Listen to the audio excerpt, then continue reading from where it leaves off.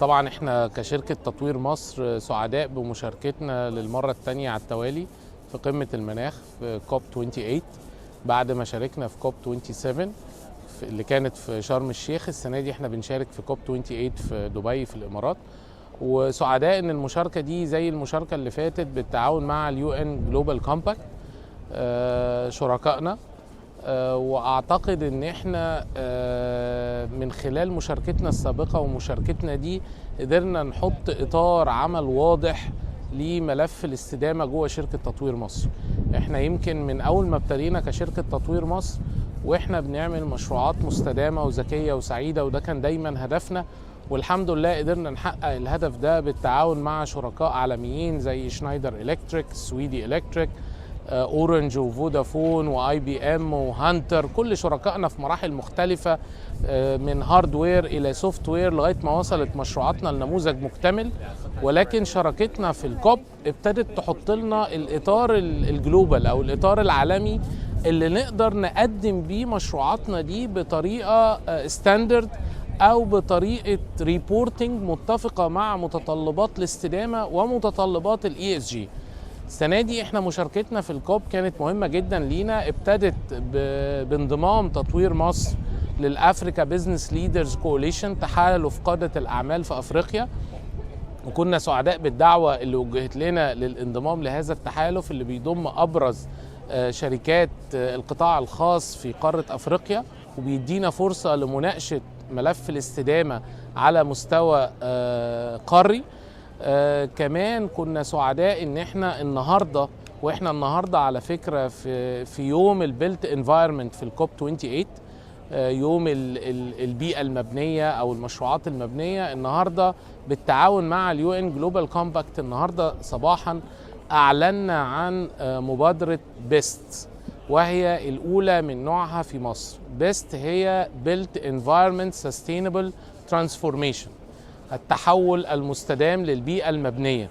المبادرة دي بتعلنها النهاردة اليو ان جلوبال كومباكت، وأنا شرفت باختياري في الادفايزوري بورد الخاص بهذه المبادرة.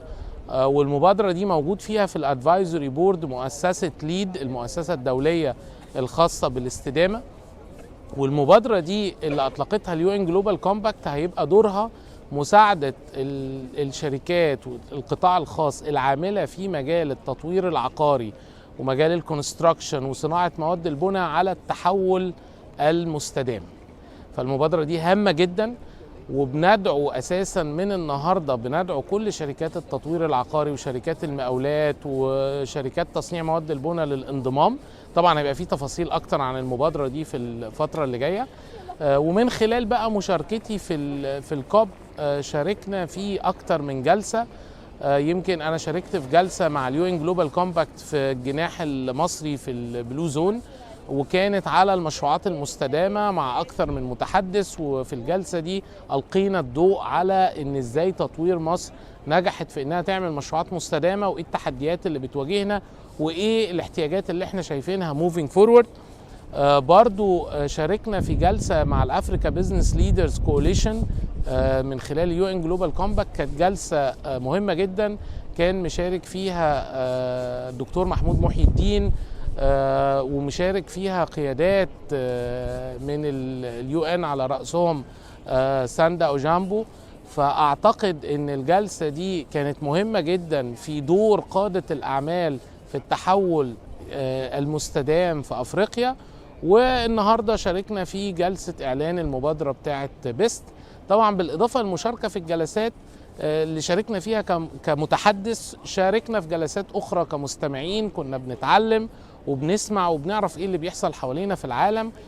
كمان كنا سعداء بتوقيع اتفاقية مع شنايدر إلكتريك لاستخدام منصة أفيفا في مشروعات تطوير مصر. ودي يمكن من آخر الخطوات المتقدمة في موضوع الاستدامة، إن احنا بعد ما طورنا المشروع كمشروع مستدام محتاجين نديره بنفس الفكر وبنفس الطريقة، وده اللي هنقدر إن احنا نقدمه في تشغيل وإدارة المشروعات. فاحنا سعداء جدا بالمشاركه دي، وشايفين ان هي قدمت قيمه مضافه كبيره لشركه تطوير. وعلى فكره شركه تطوير مصر من مشاركتها السابقه للنهارده خدت خطوات جاده، بقى عندنا جوه الشركه سستينابيلتي يونت، ابتدينا نركز على السستينابيلتي ريبورتنج، الاي اس جي ريبورتنج. وفي حاجه مهمه جدا عايز اقولها، احنا